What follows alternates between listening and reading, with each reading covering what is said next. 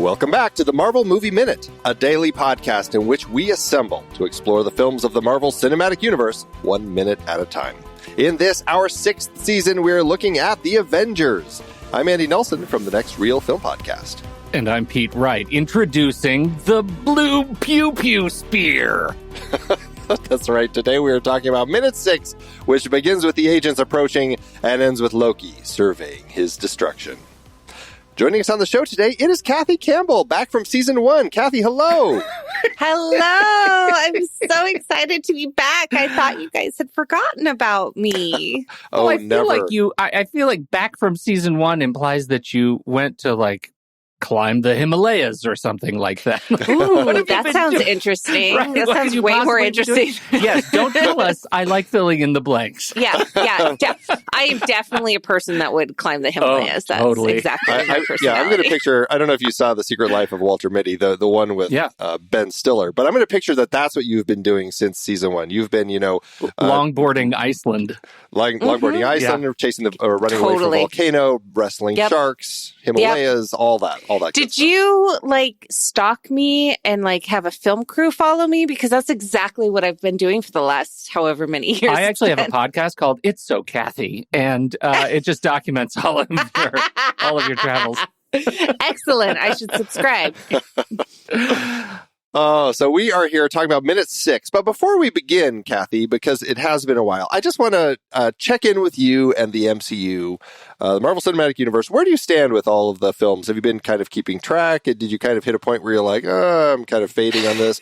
Where are you these days with this crazy universe of films? It's definitely been a heck of a journey, especially when you throw in the television shows, which I feel like the TV series have been pretty super hot or super cold, depending on which one we're talking about.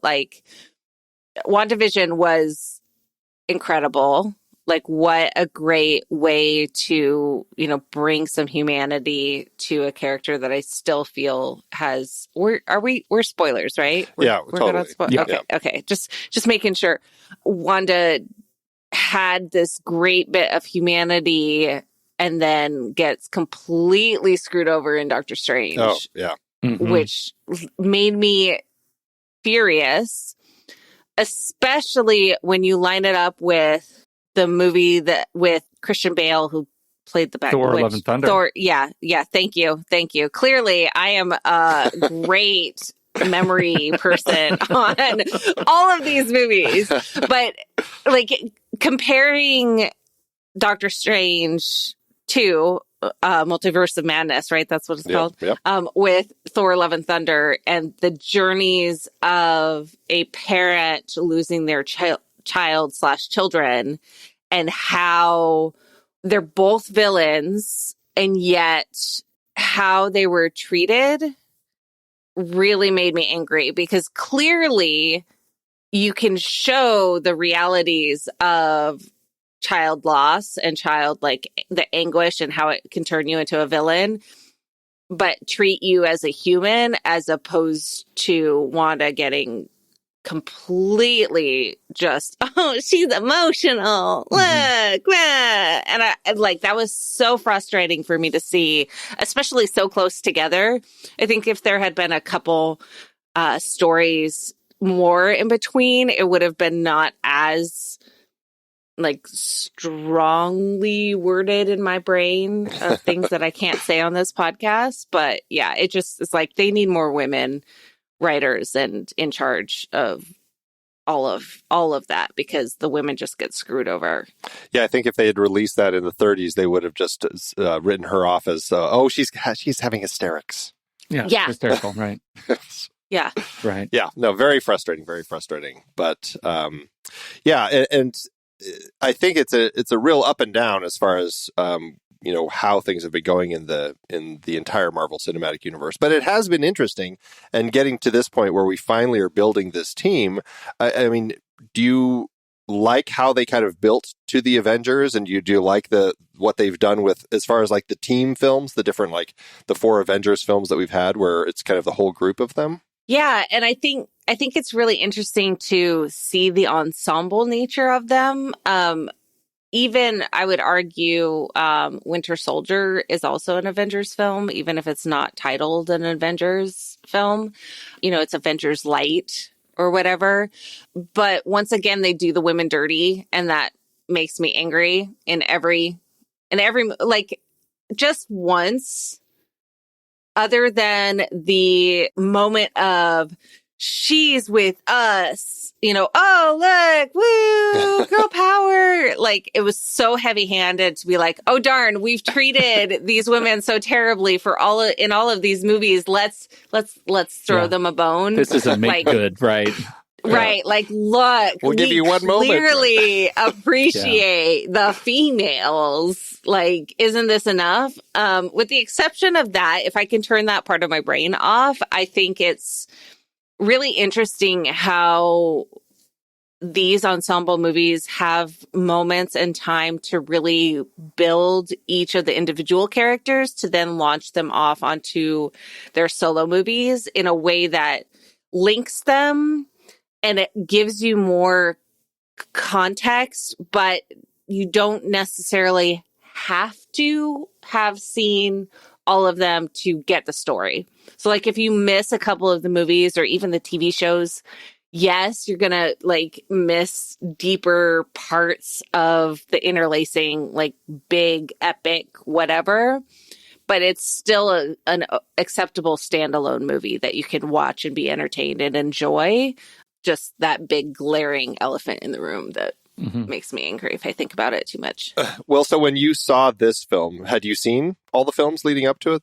There was Iron Man, The Incredible Hulk, the Iron Man 2, Thor, Captain America, the First Avenger, and all leading up to this one. I definitely had seen Iron Man, and I think I had seen Thor, maybe. I don't know. It was a very long time ago. There are a lot of holes leading up to Avengers, though. Yeah. I definitely had seen either Thor or Captain America. I don't remember which one I had seen. I think it was Thor. Yeah. But I don't think I watched the second Thor for a long time. Yeah. Because everyone was saying it was terrible. Well, if you had seen Thor, that would have been your introduction to Loki. So, considering this minute is kind of our big introduction in this film to Loki as a villain. I mean, we've seen some shots of, like, his hands taking the scepter and had a sense that there might be somebody we know behind all this. But this is really the moment where we get a sense that Loki is going to be the villain for the film. So, I mean, if you had seen Thor, you probably would have at least recognized him. But if you hadn't, you probably were like, who's this frightening fellow?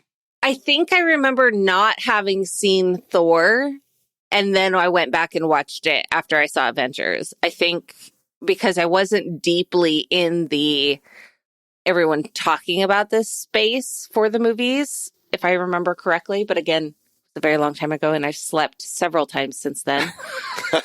Once or twice. A lot of cognitive house cleaning. Exactly. Yeah.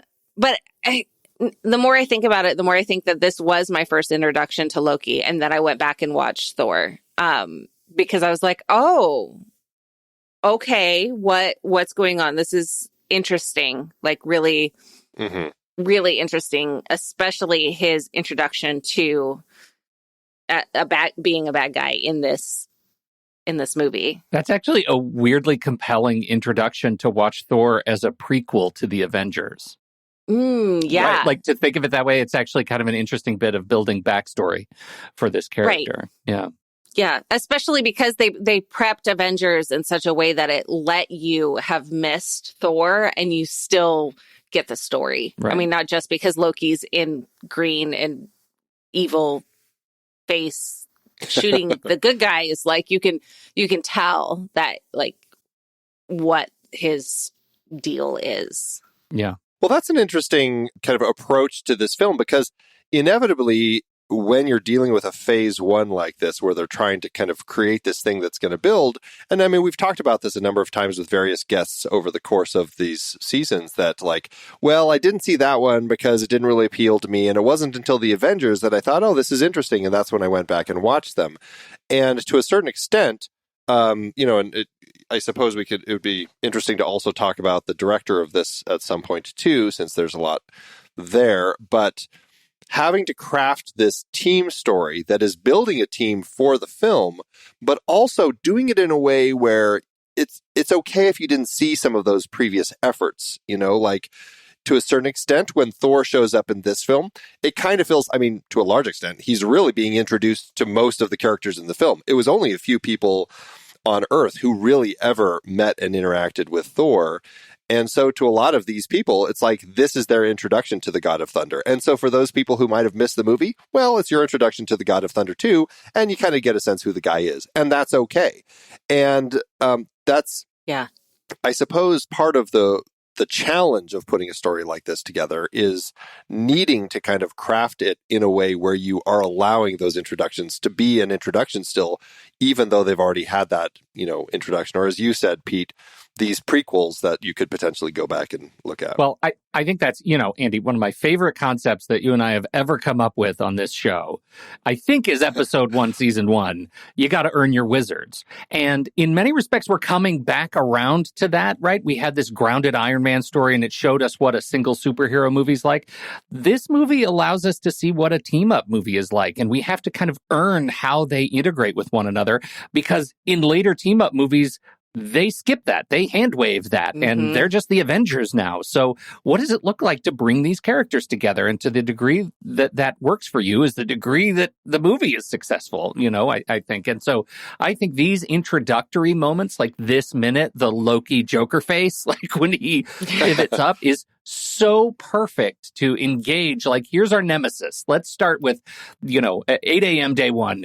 Here's the nemesis. Here's who we're dealing with. And he's going to go through some stuff in this 60 seconds. Yeah. And it really feels like the second book in a trilogy where obviously you need to read the first book. But if you randomly pick it up at, I don't know, a garage sale and you don't realize that it's the second book, you can usually get the story. Or like there's always the little bits of throwbacks to the first story of like, oh, so-and-so married this person, but they went through a whole, deal. And like, there will be like a little line that just references the first book that you can read it without needing the first book, but it does help the overall story. And this feels very much like that, especially if you think about when this movie came out and when like big ensemble superhero movies wasn't a thing. Like this was the first idea of, we've done these superheroes. What happens if we put more than one together? And building that into what now is just, normal, but also pulling in people that maybe hadn't seen the previous ones because, I don't know who's Iron Man. Like, what is this? This doesn't matter. Or, Thor, whatever. These are for super, like the comic book fans, but, we've got all of these actors together. This could be fun. What's going on, and then throwing the director in there and like all of the promotional stuff that I think this really got outside of the comic book fans in a way that the previous books or previous movies hadn't quite reached. Like it kind of got word of mouth from the nerds that had seen it, or like the Robert Downey Jr. fans or whatever, but Avengers really built it and started getting that avalanche of, okay, this is, a whole thing going on. Well, and it was hard, too, because, comic book movie fans had seen the Batman films, the Tim Burton Batman films, where, initially it was Batman versus the Joker. But then they're like, well, let's do Batman and Catwoman and the Penguin and Max, whatever his name is, Christopher Walken's character. And then by the time we get to the next one, okay, now we're going to have, like, they just keep amping it up. You've got more villains and more heroes and all these different people. And to the point where fans were kind of like, or audiences were like, there's just too many people in here. You know, it's hard to pay attention to all this. Who is that again? Yeah, why are they here? And same thing with the early Spider-Man films. By the time you got to Sam Raimi's Spider-Man 3, it's just like, oh gosh, you got all these different villains showing up, and that was a big thing with the Andrew Garfield ones too, where it's like Rhino is in the trailer, and then you see him for 2 seconds at the end of the movie. It's like it started feeling stupid to throw so many things in, and it felt like it just something to create a draw for fans to come into the movie, because you had all these things, potentially you're selling more toys and all this stuff, but it just bloated the thing. And so I think that was a big worry. Yeah. And I think they managed to figure out how to do it. And I think this was really kind of a big test to try showing we can do it. We can bring all of these, A-list actors into one room and still tell a compelling story that, for the most part, gives all of them something to do. Yeah. Yeah, I mean, for a while, you thought that, there was an impression that studios thought this kind of movie was just impossible as a result of all the bloat that we'd seen a decade before. So, what a relief. Yeah. Well, let's talk a little bit more about this particular minute. So here we are. Loki has arrived in his interesting little Terminator-style portal teleportation thing. It's I don't know. It makes me laugh every time I see him arrive, because it does feel so much like straight out of those, like a reference to those films. I've never heard them say that, but it certainly feels the way that he does that. It's not like a portal opens and he walks through. Like, he's literally arriving on one knee and then does the stand pose and everything. Yeah. Yeah. Except he does the stand and then gives a crazy face. Exactly. Right. I think they've never said it, because really they don't need to. Like, come on. Of course it's Arnold. Yeah.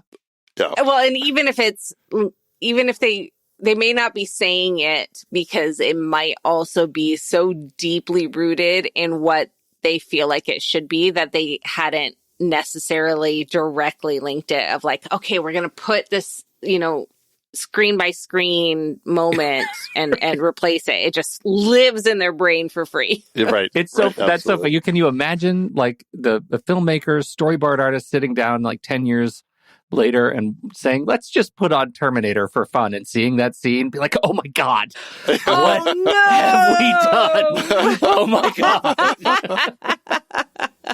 You mean people have been talking about this and I never saw it? Why didn't you tell me? And there's some grip who's like, I totally told them. I totally right. Yeah. You sure that's not a little bit Terminator? Yeah, right. All right. Well, okay. So let's talk about Loki. This is the big reveal of our villain, and it is a full frame, crazy face that he gives us. I mean, it makes sense that he's showing up. He was the first real villain in the actual comics when the Avengers teamed up, so it does make sense. I mean, where do you stand as far as Loki as a villain? Do you like him in the film? Do you think that he works as a villain for our team? I love me Loki. Okay. I love Loki in so many different layers. The television show, fantastic. Give me more Loki. But also in this film specifically, there's such a deep, like, pure evilness to him that he's just like chaotic evil. And he just comes in and he's like, I'm just going to, do whatever I want. And like, oh, I'm going to pick this one. This one's mine. I'm going to turn him blue-eyed or whatever. And just like the perfect evilness layered in there.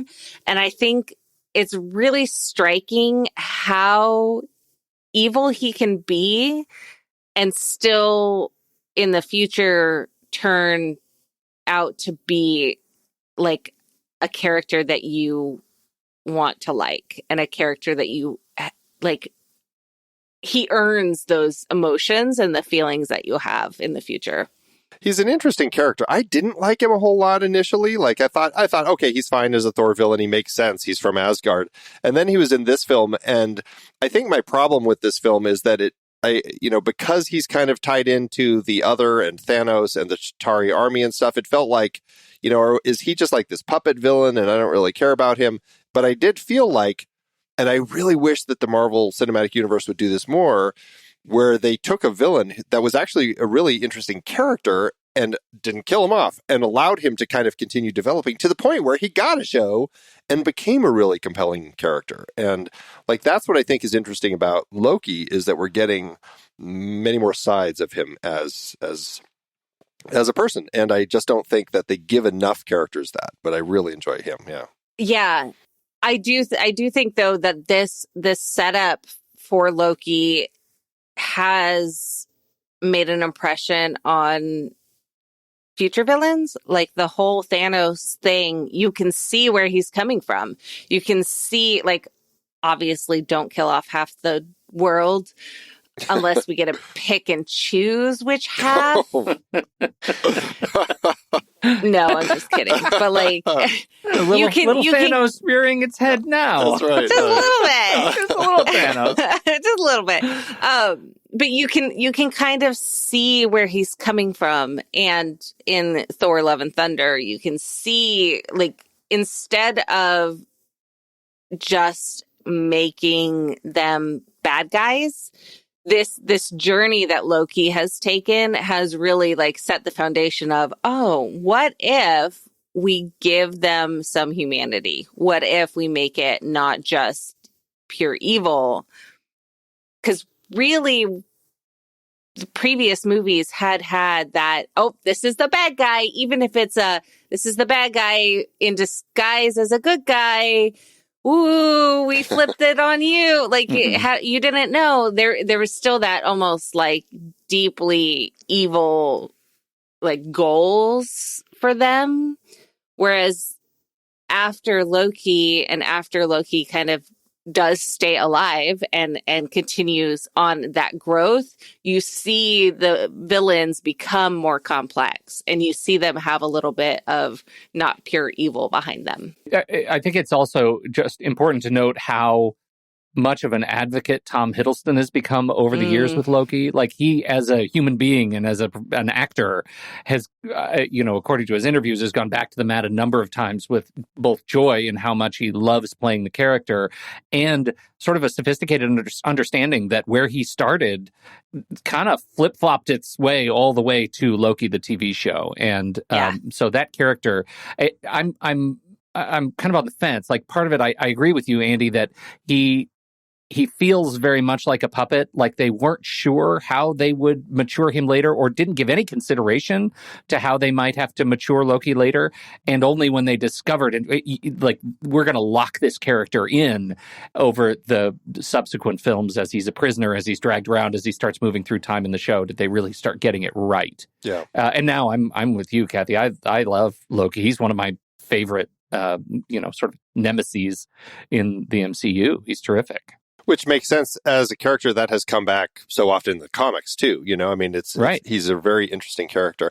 I suppose part of it is, and I was reading about the Scepter before we recorded today on the Marvel Cinematic Universe wiki, just a little bit more about it. And it sounds like actually they had kind of intended that one of the things going on with Loki here is that he has the Mind Stone in the Scepter, but Thanos or the other, I'm not actually sure which one, but they are actually controlling Loki's mind to a certain extent with it and having him do all this for them, which I thought was interesting. But I suppose, Pete, this was a question we had in our conversation last week about why is Thanos just letting one of the Infinity Stones out of his control to go off to Earth with Loki? Well, I guess that potentially Unless is why. It is in his control. Because it is in his control to a certain extent. So, and I wonder if that is the case, if the reason that it works so well with Loki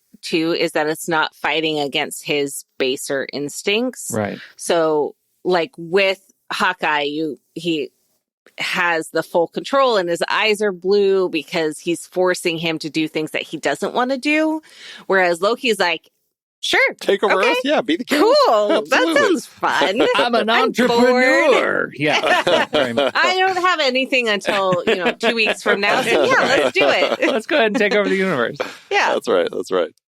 Well, and that's what happens here. So this is the moment. So Loki stands up, and of course, Nick Fury's fantastic line, "Sir, please put down the spear," which is it's so Nick Fury. It also does a great job of that Samuel L. Jackson, like, I'm going to diminish you as whatever power vainglory you have right now by just calling your little toy just a spear. Like, I just Right. it feels so diminutive of Samuel L. Jackson to say that, and it cracks me up to no end.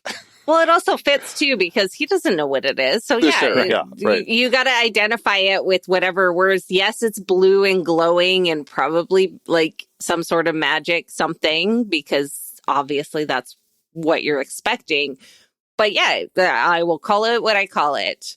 And I wonder if this had been made now, if they would have not done "sir," like if the assumption of gender would have been looser in that sort of conversation. Like if Nick Fury would have some sort of like, I don't even know what it would be, but especially as we've seen with the TV show, like the sexuality of Loki has been a deep conversation. Sure. And also with the gender roles and I guess humanity roles. If you look at Alligator Loki, like who Loki is deeply inside comes up. Like that would have been an interesting like change, I think, in the future if they had done it like more recently. Yeah.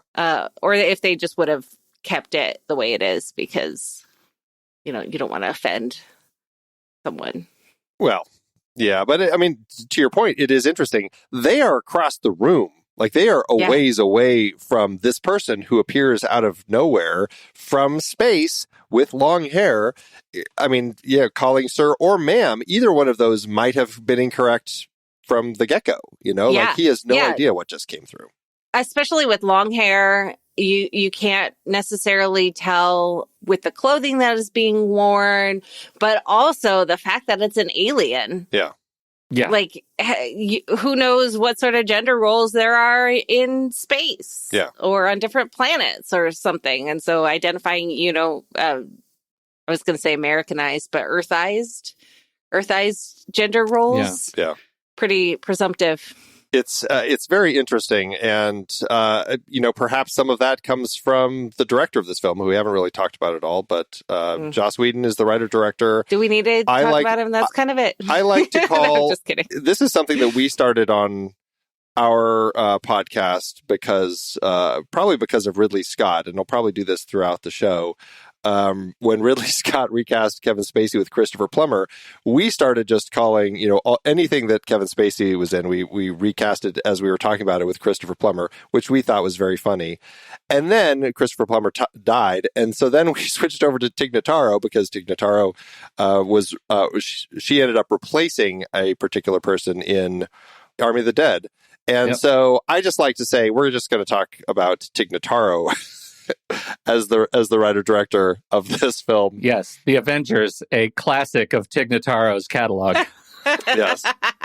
I do think we haven't really broken the seal on the Tig Notaro-ness of this movie, and the fact that it's a problematic thing. And so I don't know, Kathy, you say, do we need to talk about it? But do you have thoughts? If we say this is the one and only time that we're going to break the seal on this particular issue, and it's yours to do, what would you say? Gosh, there's a deeper conversation that I feel like would be a whole other podcast about acknowledging a property or product that has been produced by a deeply problematic human that has maybe brought concerns for many things, for many reasons, out into the world, and still really deeply dislike the societal and like problematic issues in, movies and filmmaking as a whole that are still very rampant even today. You know, you talk about Harvey. Yes, Harvey. And everyone has a story. Everyone has, and not just female presenting humans out there, but there are many, many stories that have not been told that I would imagine it's scary, especially with the amount of power that these mostly men wield in the job and career that these humans want to have and be a part of and love. And I think it's really, I'm glad that it's becoming more talked about, and I'm glad that it is more is getting out about the truth behind this and people are being held accountable. But there are still so many dirtbags out there, and they don't have to be disrupting A-list movie stars to be problems. And I think that it needs to be, if I could just listen, when we're snapping those fingers, I know some of the people that are going to get, I know who to pick. Well, and our position has always been, like, even when we were navigating how to handle this movie, our position has always been with problematic people that there are also thousands of people who worked on these properties that aren't problematic and love the work and create wonderful, wonderful things. So we're not going to completely disregard entire films as a result of a person, but we will call them Tig Notaro without any issue whatsoever. Yes. Indeed. Yes. Indeed. And hopefully in the future, more people that are not being directly affected by these issues will hold other people accountable. Yes. To say, you know, that's not funny, or should you be doing that? Or what? I don't understand. Can you explain to me why this joke exists? Just what's the comedy behind it? I don't understand. Yeah. And then they're like, oh, well, whatever.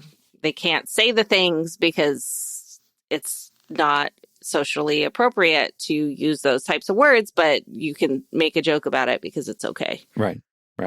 Yeah, it certainly is something that I have a feeling we'll be touching on over the course of this season and down the road as well when we get to the Age of Ultron. But I mean, and you know, in situations like this, as we were just talking about, just the use of "sir," like there's another potential reason that is here that could have led to different scripting had different people been involved with it. But yeah, you know, part of this, let's kind of move on though, because what happens is Loki goes crazy. What I think is interesting about the way that this scene starts off is Loki kind of, he has this look at the spear almost like he had forgotten he was holding it or something. It's kind of a funny way that he kind of comes into it like, oh yeah, I have this and hey, let's see what it can do. And then he just starts going crazy with, as you said, Pete, the blue pew pew as he starts like blasting everybody. That's his, like, I'm going to take this for a spin look, right? Like, you really get the feeling he was just handed it. Like, he just got it a minute ago. And now he's going to take it for a ride. And I love it. Let's I love see what happens. Yeah, the whole joyridey aspect of this sequence is fantastic. And then, you know, in the next minute, we continue with sort of the punchline on that. So we'll definitely get to that. But this is just him, you know, exploring. Look at this newfound power I have. And that's enormously satisfying to me. It makes me wonder if you layer in this idea that, you know, Thanos is kind of controlling, is there some sort of like mental words that go into his brain? And Thanos is like, excuse me, Thanos to Loki, you've got the thing in your hand. Would you please use it instead of talking and making jokes? Like, just shoot them with the blue pew pew. Right. Go for the blue pew pew. Go for blue pew pew. Yeah. We're going Paging Loki pew-pew. On Isle Earth. Please take care of business. Clean up aisle 3. Yeah. The interesting thing about it that, you know, we debate how much did Kevin Feige have planned ahead by the time he gets to this point, because it is blue pew pew, which we just saw in the last movie go crazy with the Tesseract, which this is not. And so there is an interesting element to what we're seeing here that feels like, oh, I've seen this before. I've seen the blue pew pew in action. this must be somehow tied into the Tesseract or something. And I suppose that's an interesting element as we start kind of learning what these things are. Like at this point, does this just seem like a weapon, or do you recall at all? Did you think that this was somehow tied into the Tesseract? I had... Or does it just seem like a space laser? How do I say this and make me not sound very, very slow? It took a long time for me to get the Infinity Stones thing as a whole. And so I was like, oh, look, it's the same color as the other like fancy thing. So clearly this is just space lasers are this color. Right. Like that makes sense to me. Everything's a blue beam. Everything's a blue beam. So it might as well just be that. Yep. Exactly. What I do like about this is we do start seeing Loki as the Asgardian that he is, albeit also frost giant. But we're getting a sense of him as this god creature. He does this massive leap, like this long leap across the room to stab this agent in the chest, in the process knocking down another one who we will keep talking about because I'm very impressed with this one particular person. He's the one standing right behind the guy who gets stabbed in the chest. And then Loki does his knife throwing, which is something that we had seen in the last film as he whips out two little, makes them appear, two daggers, and like throws them at two other guards, taking them out. I love the way that it's not just blue pew pew, but it's now we're getting a sense of, oh, this is the Loki I saw in Thor. This is the one who, I mean, he has the power of the gods. He's doing things. He's throwing his daggers and stuff. It felt very cool, and I really liked that. Do you two like the way that they kind of expand on what Loki's doing here? Well, I just have to say, Loki gets shot in the face, and I had never seen that before.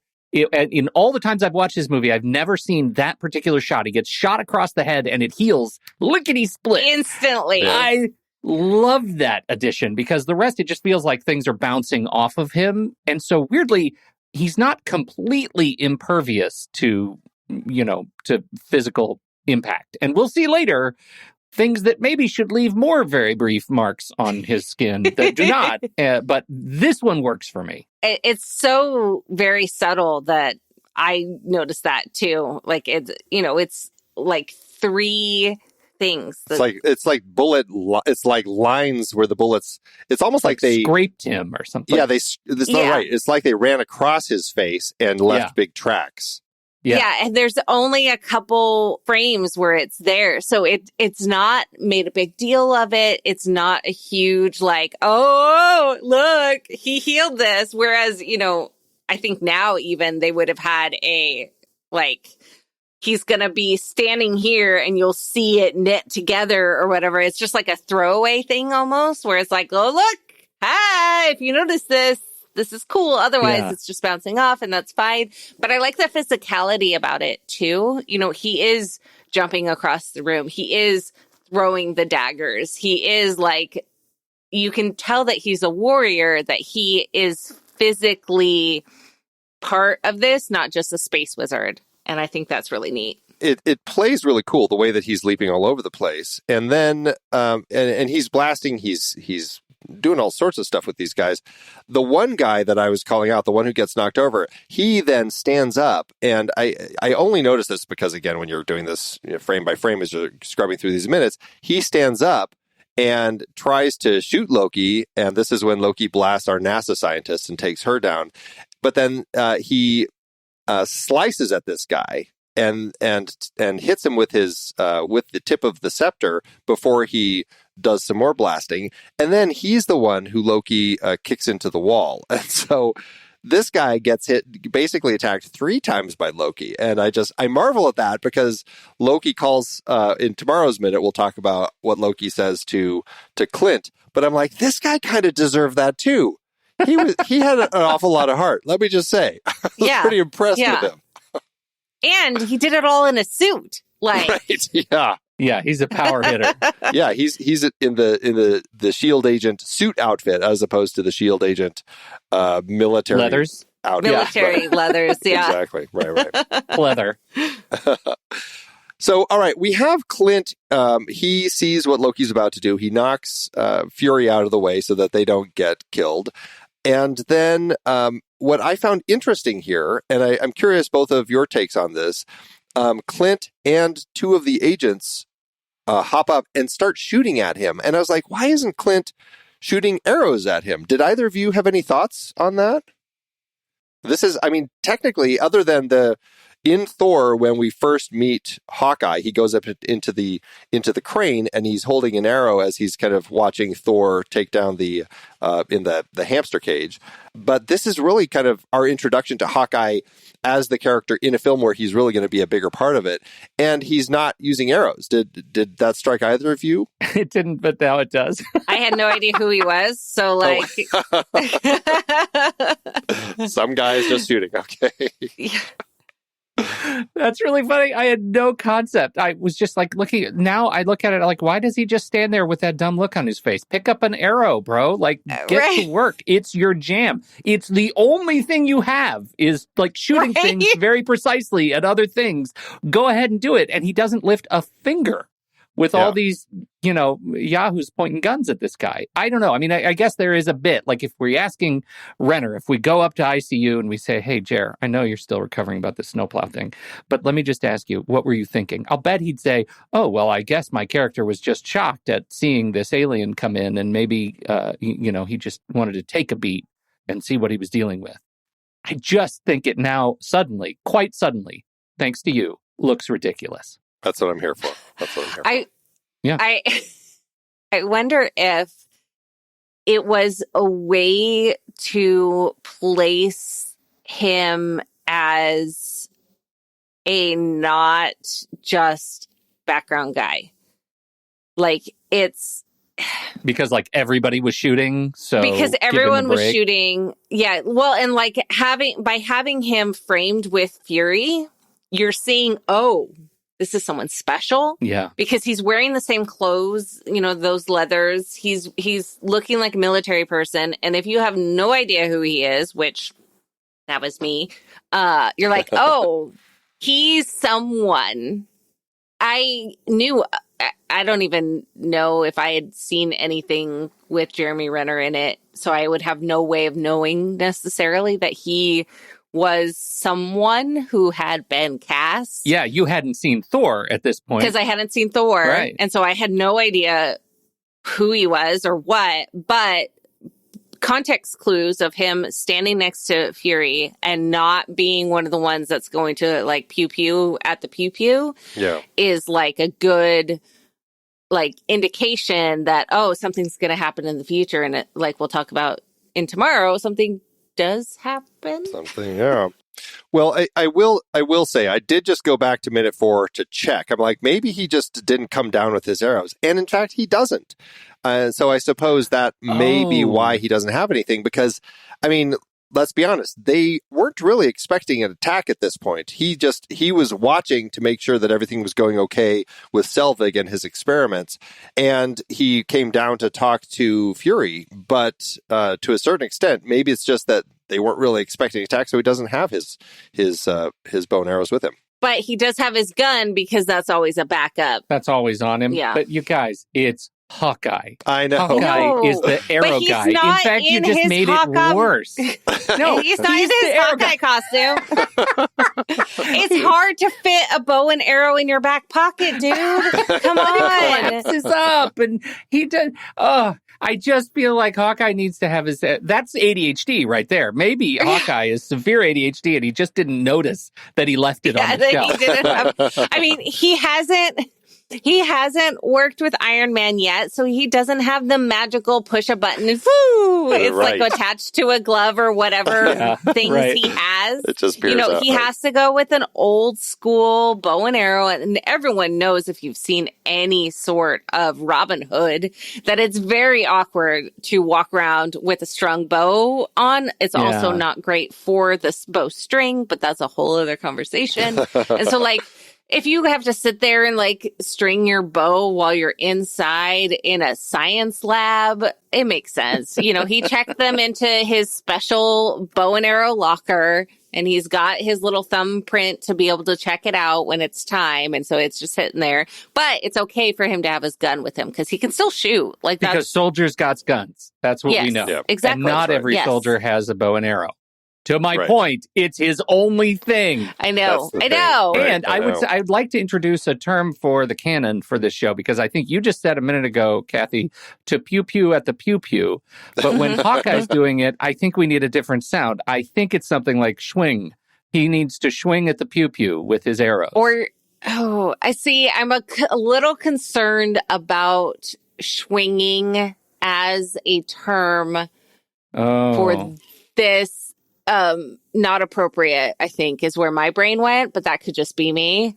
Oh, I didn't know. What we need an appropriate... Well, swing is from... is it an SNL thing? Yeah, it's the SNL, Mike Myers, what's the... Oh, sketch, you're right. So we don't want to introduce any inappropriate... Yeah.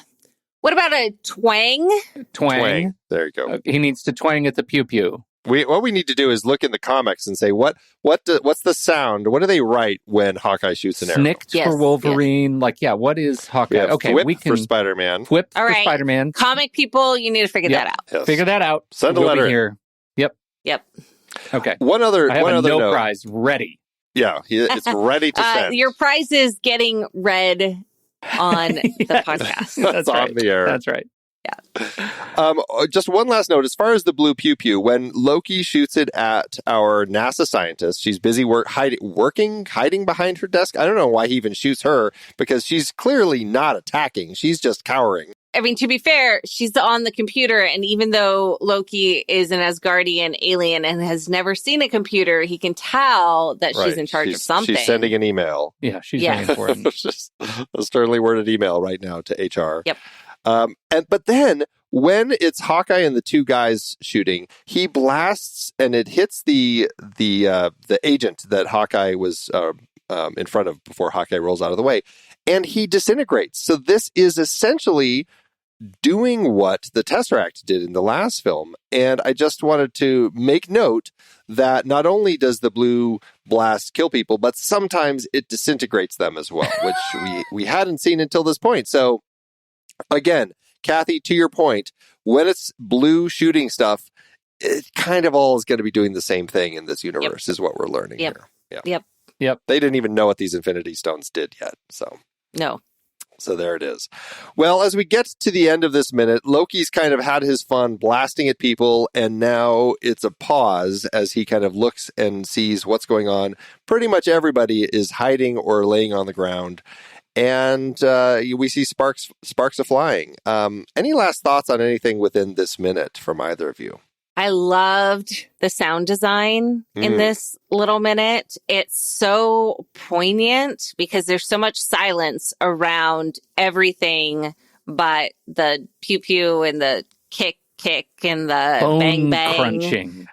Yes, Yeah. bone crunching, absolutely. Bone crunching. That was the worst. So much. Yeah. But then you have this musical interlude at the end of the minute that just kind of like builds up this epic moment of, ha, Loki's in charge now. And I thought that was really magically done. It's handled well, and it does give him that moment to look at the destruction I have wrought, and once again, I kicked butt. I rule. Amazing. Yeah.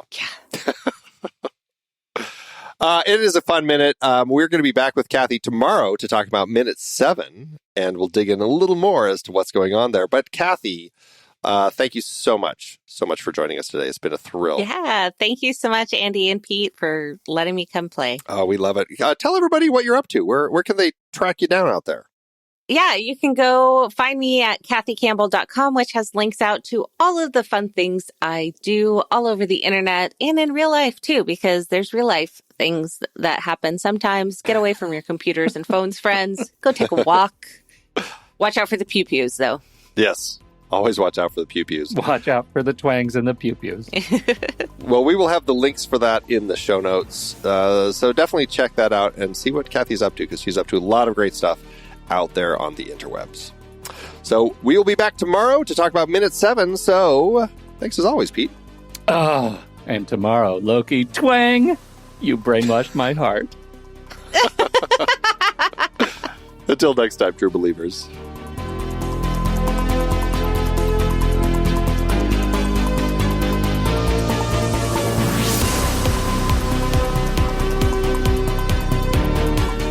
Marvel Movie Minute is a production of True Story FM, engineering by Andy Nelson. This season's music is Message to the World by Anthony Vega, and this season's show art is by Winston Yabo.